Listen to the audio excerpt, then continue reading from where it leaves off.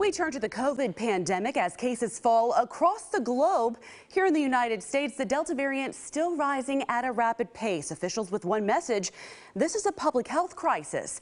But not everyone sees it like that. An organization called Tennessee Stands rallies for constitutional rights. They're against mandates, but say labeling them as anti-vaxxers isn't accurate either. As we explore the debate around moving the needle, I sit down with the executive director who explains their COVID concerns. Tennessee Stands and its founder Gary Humble believes political agenda masked as a pandemic has infected the country. People say, well, this isn't political. No, you're missing it.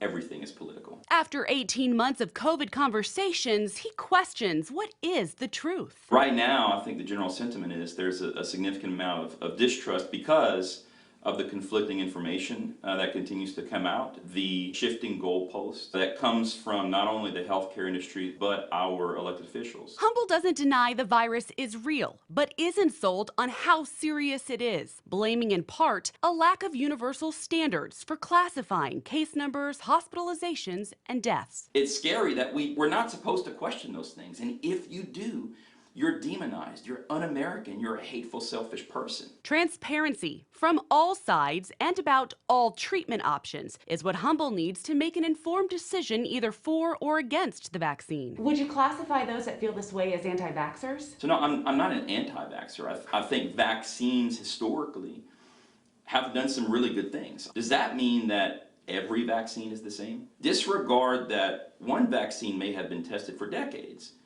and that one vaccine has been tested for months. Are there long-term effects? I don't know. Are there long-term emotional effects? Especially when you're slapping a mask on a child that's 5 years old. It's those types of questions that we need to be asking more. Humble's filed several lawsuits against Governor Bill Lee and county officials on the grounds that mandates violate one's constitutional rights. The law simply has not addressed the fact that, well, is bodily autonomy a thing? Is our ability to choose what goes inside of our body, is that a basic human right? Is that something worth protecting?